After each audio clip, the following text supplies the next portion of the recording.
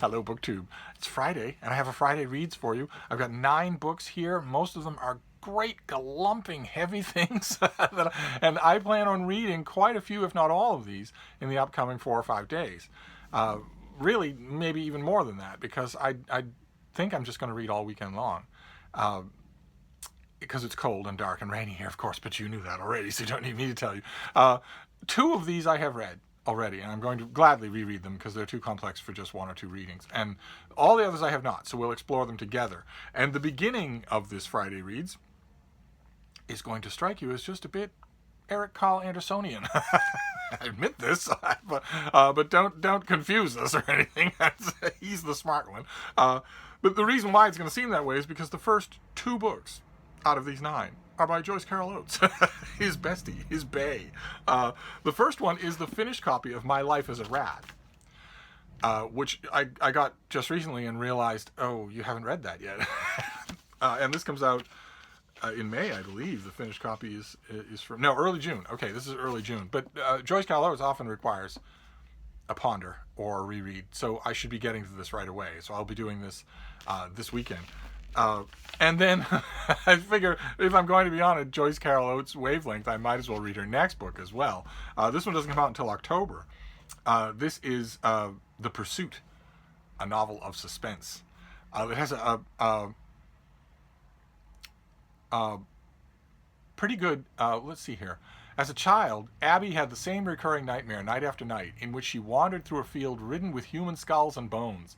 Now, as an adult, Abby thinks she's outgrown her demons until the evening before her wedding, the terrible dreams return, forcing her to confront the dark secrets from her past that she has kept from her new husband, Willem. In the following day, less than 24 hours after exchanging vows, Abby steps out into traffic.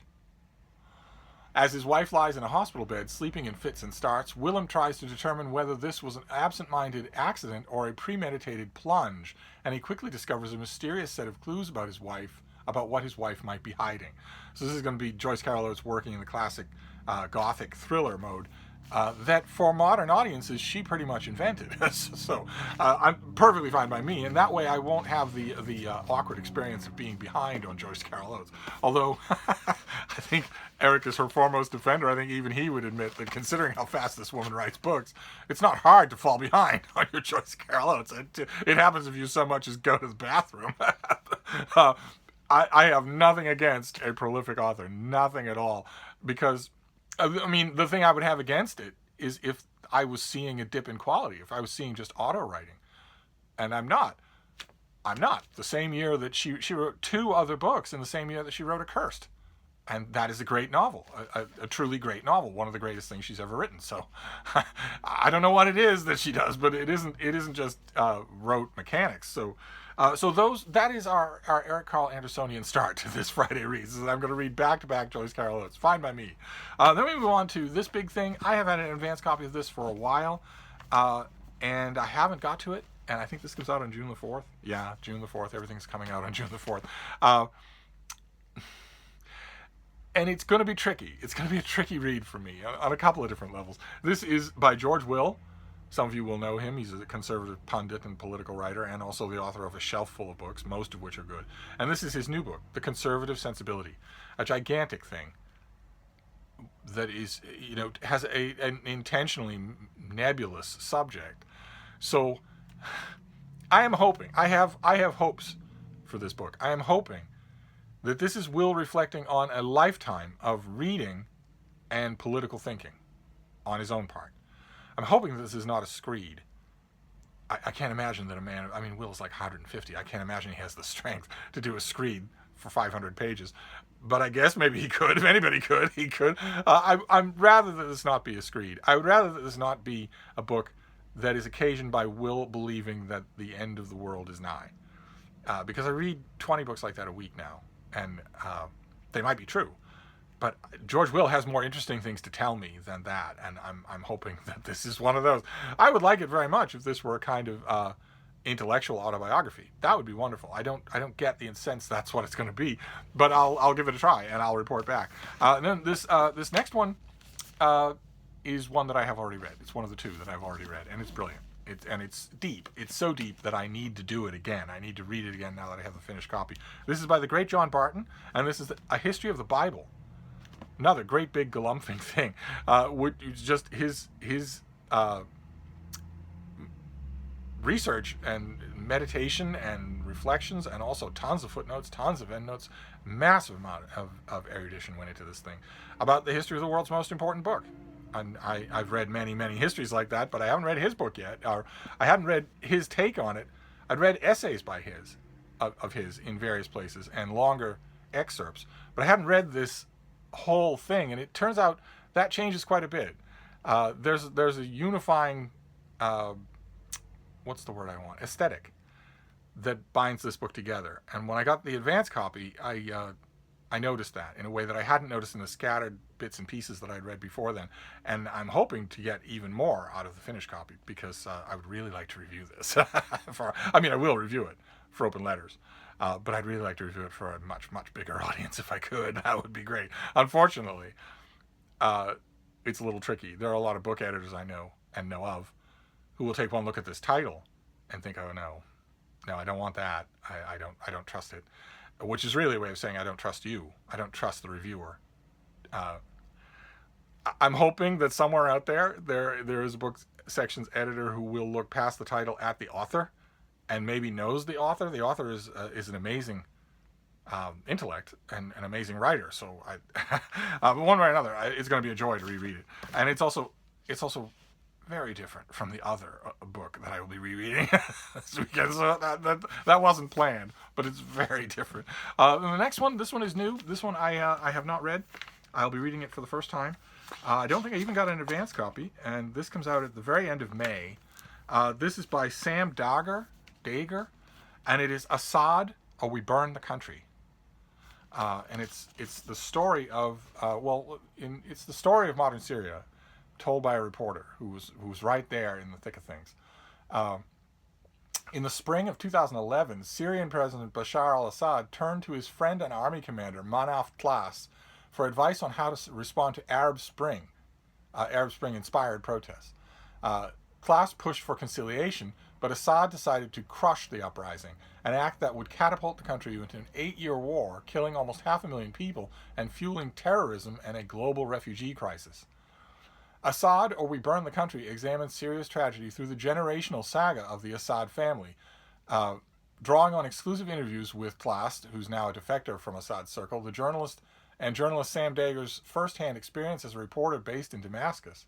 Assad or We Burn the Country takes readers within the palace walls to reveal the family behind the destruction of a country and the chaos of an entire region.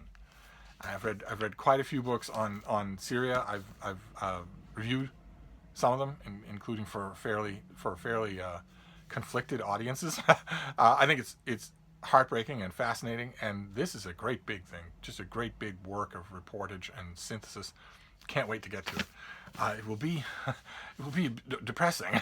So this next one will also be depressing, even though it's again written by a first-hand person, and I'm sure is well done. I'm hoping that in some of these great galumphers, in most of them, in fact, I'm hoping that the prose will warrant the size of the book. That doesn't always happen, but I'm hoping in this case that it does. And this is by Mark Arax, who is an author and journalist whose writing on California and the West have received numerous awards, and he's a former staffer at the LA Times. And this is, I don't know if we saw this on this channel before, this is The Dreamt Land, Chasing Water and Dust Across California. Great big thing, beautifully designed by the people at Knopf. Let me tell you a little bit about it here. Mark Arax is from a family of Central Valley farmers, so he like Sam Dager, he's intimately connected with his subject. Just take a brief. A writer with deep ties to the land who has watched the battles over water intensify as California lurches from drought to flood and back again. In The Dreamt Land, he travels the state to explore the one-of-a-kind distribution system built in the 40s, 50s, and 60s that is straining to keep up with California's relentless growth. Arax's heartfelt, beautifully written book is about the land and the people who have worked it, from gold miners to wheat ranchers to small fruit farmers and today's big agriculture. Since the beginning, Californians have redirected rivers, drilled ever deeper wells, and built higher dams and pushing the water supply past its limits. The dreamt land weaves reportage, history, and memoir to confront the Golden State myth in riveting fashion. No other chronicler of the West has so deeply delved into the empires of agriculture that drink so much of the water. The nation's biggest farmers, the Nut King, Grape King, and Citrus Queen, tell their story here for the first time. This is a tale of politics and hubris in the arid West, of imported workers left behind in the sun, and the fatigued earth that is made to give even more while it keeps shrinking. And when drought turns to flood once again, all is forgotten as the farmers plant more nuts and the developers build more houses. And I have experienced a tiny bit of that myself. I used to live in California, and I'm hoping that the book pays off that mention of beautifully written. And this comes out in a week. This comes out on May the 24th. And okay, I just noticed. This is kind of weird. I don't think we've ever seen this on this channel. My copy has 2 dust jackets. That's kind of strange. Okay, so you can see what I mean. That was 4 great big galumphers in a row. So the next one is going to be kind of a change of pace. I have a feeling that if I read these in this order, I'm going to need a change of pace by this point. This is a companion volume to an art exhibit that is going up at the British Museum in a week, and it will be up all summer long at the British Museum. How I wish that I could go and see it. That would be wonderful. Because this is a subject that I don't know much about, and I want to. I'm hoping this book is going to teach me a lot. This is manga. It is a big, lavishly illustrated book on manga. You get page breakdowns, you get whole samples, you get author biographies, color photos of the authors, of the artists and writers in their workspaces. You get behind the scenes models and computer setups, everything that you'd want to know about the manga world. And what does the pub sheet say here? Manga is a visual form of narrative storytelling. Its roots are international, but the form as we know it today developed in Japan between the late 19th and early 20th centuries and has recently achieved global reach. Originally confined to comics, prints, and graphic novels, manga has expanded to influence animation, fashion, gaming, street art, and new media. It is a multi-billion-dollar industry, popular with people of all ages in Japan and increasingly all over the world. Encompassing hundreds of themes from gender to adventure in real or imagined worlds. There is a manga for everyone. And that is long before this book existed, long before this exhibit existed.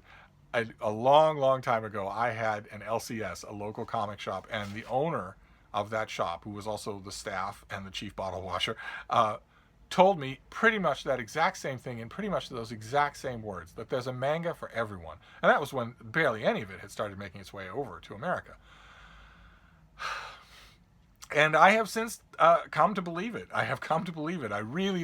This is a form of visual and literary presentation that I really need to know better than I do. So, and I'm going to use this as a starting point, because there's a lot of stuff in here. It's not just the artwork. It's also that there are articles in here that tell you all about the different styles, the different periods. Wonderful. Can't wait. A lot of you are a lot more knowledgeable about manga than I am, and that makes me uncomfortable. This next one is also a bit on the light side. A bit on the light side. It's extreme. It's all the way on the light side. This is John Grisham. It's not one of his legal thrillers. It's his ongoing series about Theodore Boone. He has a series, I guess you could call it YA. It's about a young boy named Theodore Boone, who I have been following the series since the first one. And I find them good. They're very enjoyable. They don't read at all like John Grisham. They don't read at all like his legal thrillers that are so impressed with themselves. These are going for much lower stakes, and I think they know it. They act that way. And this is Theodore Boone, The Accomplice. That is the cover. That is our hero on the cover. Theodore Boone knows every judge, police officer, and court clerk in Strattonburg. In the first 6 books of the series, Theo helped solve a murder mystery, a kidnapping, and was framed for a crime he did not commit.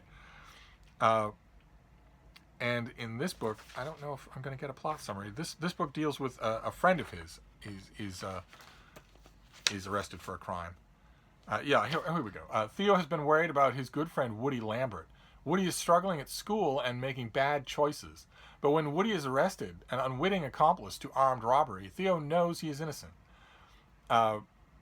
Racing the clock while Woody sits in jail, Theo will do everything in his power to help his friend and save Woody from an unforgiving system where justice is not equal for all. Oh yeah, okay, here are there are all the other ones. What was the first one? Yeah, Theodore Boone Kid Lawyer was the first one. That's what got my attention. Because I thought from that title that these Theodore Boone books might be funny. They aren't. I was wrong about that. Grisham can't do humor. I don't know if he does it in his private life, but he doesn't do it on the page.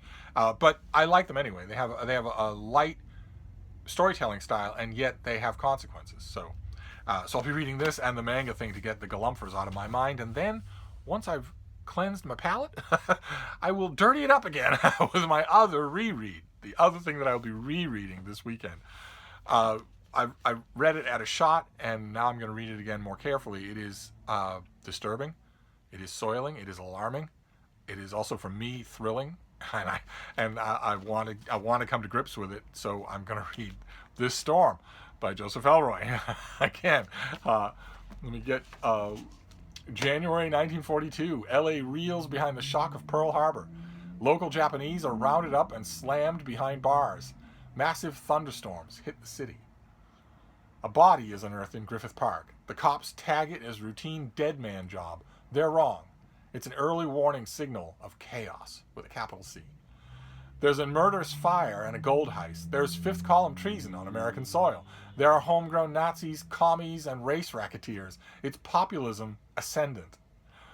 There's 2 dead cops in a drive-off in the jazz club Strip, and 3 men and a woman have a hot date with history. Elmer Jackson is a corrupt vice cop. He's a flesh peddler and a bagman for the LA chief of police. Hideo Ashida is a crime lab whiz lashed by anti-Japanese rage. Dudley Smith is a PD hard-nosed working army intelligence. He's gone rogue and gone all the way fascist. Joan Conville was born rogue. She's a defrocked Navy lieutenant and a war profiteer to her core. LA 1942. Homefront madness. Wartime inferno. This Storm is James Ellroy's most audacious novel yet. It is by turns savage, tender, elegiac. It lays bare and celebrates crazed Americans of all stripes. It is a masterpiece. And you know, those of you who've been watching this channel for a long time, there are quite a few, I think there are 50 of you who are new in the last week. Thank you and welcome. But those of you who've been around for a long time, we've read many pub sheets together. And you will notice they all have a tendency towards hyperbole. That's, I think, goes par for the course. They're not always talking to people that they know. They're edging out a very crowded market, and they know it. These pub sheets are designed for book section editors. They're very seldom designed for reviewers. They're designed for book section editors and book section, now podcasts especially. But they're aimed at the people who make the coverage, not who write the reviews, but who make the coverage, who assign the reviews. And the people who write these pub sheets know that they're facing incredible competition. And they want to try and elbow their book forward. But even so, even with the hyperbole, I think you will have noticed you don't often get hyperbole that just comes right out and says this book is a masterpiece. That doesn't happen that often. Pub sheet material, cover jacket copy like that, is usually written when the person knows the book and feels something out of the ordinary for it. In none of the rest of these books will you get anything quite like that. And that's the kind of reaction that Elroy produces in people who read him. I know no one who's neutral on this author. And he gets under your skin. He really does. And I think he knows exactly what he's doing. I think that he is pursuing a kind of prose writing that I don't know if I know anyone else who's doing quite the same thing. There are a couple, maybe, here and there, but Dennis Cooper, for instance. Elroy would hate that comparison, but again, it's sort of the same thing, where you can easily, when you read a chapter of his, or of Dennis Cooper's, but I don't advise you to read Dennis Cooper, this is a family channel. When you read a chapter of Elroy, you can easily picture what that chapter would have read like in the hands of anyone else, even a talented author. a really talented author would still have written it in, I want to say, I'm resisting here because I want to say you can easily picture what that chapter would read like if it were written in prose. Because it almost feels with Elroy like you're reading poetry, and not in the the highfalutin Percy Bysshe Shelley sense, but in the sense that the thing that I love about 20th century, about 20th and 21st century poetry, modern poetry, when it's done right, is that it is very much a whittling away. You get the sense that the poet has a big sentiment they want to convey.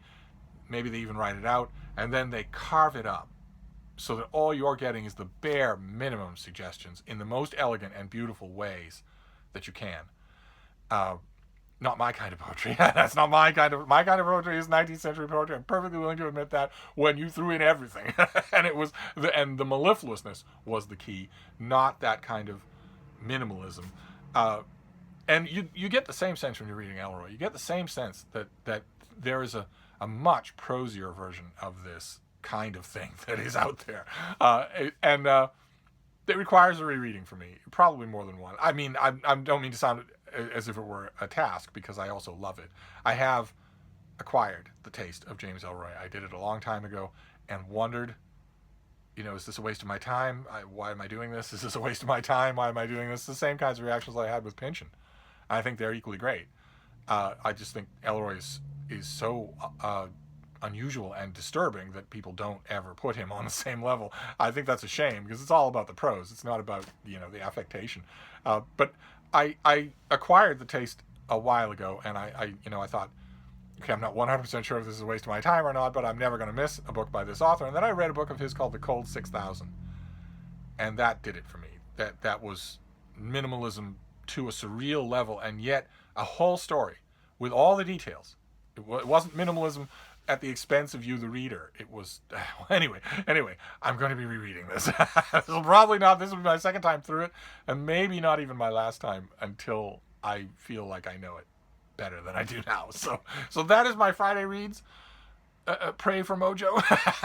It's not going to be just Friday. It's not probably even going to be just this weekend, because I have a fair deal of writing to do this weekend too. But the thing I want to stress here, I want to stress this, especially for the new people who might be thinking, who is this old coot with smallpox scars from 1782 who's telling me that he's going to read a stack of books in one weekend? I want to stress what long-timers here are already familiar with, which is that I don't do anything else.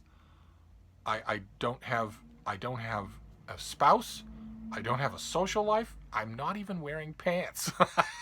I don't do anything else, and I do this for a preternatural amount of time and at a preternatural amount of speed. 150 pages an hour on average, for an average of 10 hours every day. That's a lot. That's a lot. If you do the math, that's 1,500 pages a day, which means that this pile that I'm going to show you is not impossible for a weekend. It would be pushing it for me, because I have writing to do.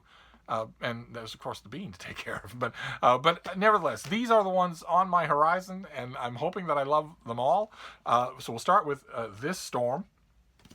I'm afraid that Theodore Boone is going to have to wait until the top, because he's too small. Then we have Manga. There's rabbits running on the back. This is a big companion volume to an exhibit at the British Museum on manga. Then The Dreamt Land by Mark Arax, which is about the long and increasingly fraught tango that is being danced between California's massive agricultural industry and California's almost complete lack of arable water. You wouldn't think those go together for long, but nevertheless, look where Las Vegas is, for Pete's sake. There's no water there at all. Then we have Assad or We Burn the Country. Very high hopes for this book, as a fairly passionate and obviously well-informed book on the Syrian crisis. And then John Barton's A History of the Bible. Great big thing, well-trod ground. Again, this will be a perfect example of where you're going into the book for the author, not for the subject. The subject will have to interest you, but I have read other books on this subject. I'll be going into this for John Barton. Then the Conservative Sensibility by George Will. I know what I want this book to be, but it's his choice, not mine. I am only the reviewer. Then we have a couple of Joyce Carol Oates, the books that Joyce Carol Oates has written in the last week. This is My Life as a Rat. That's one. And then The Pursuit which is coming out in October, but I might as well read them. I might as well get the pursuit out of the way now. And then Theodore Boone, The Accomplice, the YA series that John Grisham is writing. So that is our Friday reads. And the only other thing, there's only one other thing that I want to tell you about that has been nagging at me since I encountered it, and only because purely on the plot synopsis. The plot synopsis, the elevator pitch, is so incredible that I may work it in. I may do it. Comes out in July from Tor. I don't know about this. All these books take precedence over this one, but it will probably come up right next because the plot synopsis makes me die to know what's going to happen in the book, and that's worth honoring. If somebody comes up with a plot that good, if I came up with a plot this good in the middle of the night, I'd dance the tarantella. This is by Sherry Priest, and it's a Southern Gothic, which is no offense to Joyce Carol Oates, but that is a genre that usually doesn't do much for me. But this is called The Toll. Look at the cover. Railroad trestle going off into mangrove forests. Wait till you hear this paragraph. Tell me that you don't want to read this book when you finish this. Let's see here. Titus and Melanie Bell are on their honeymoon and have reservations in an Okefenokee swamp cabins for a canoeing trip. But shortly before they reach their destination, the road narrows onto a rickety bridge with old stone pilings, with room for only one car. Much later, Titus wakes up lying in the middle of the road, no bridge in sight. Melanie is missing. When he calls the police, they tell him there is no such bridge on Route 177. Boom. Boom. You immediately want to read that. It could be terrible. It could be horribly written. But when I read that description, I thought, okay, I'm on board completely for that. So if I get through with this, this March of the Mastodons, then I will reward myself with The Toll. But I'll talk about The Toll later because that's just an add-on. Anyway, that is Friday Reads. Of course, I want to know what you're reading. I'll be watching all of the Friday Reads that come up on BookTube, one of my favorite kinds of reading videos. And I'll be back, of course, with more bookish stuff. Thank you, BookTube.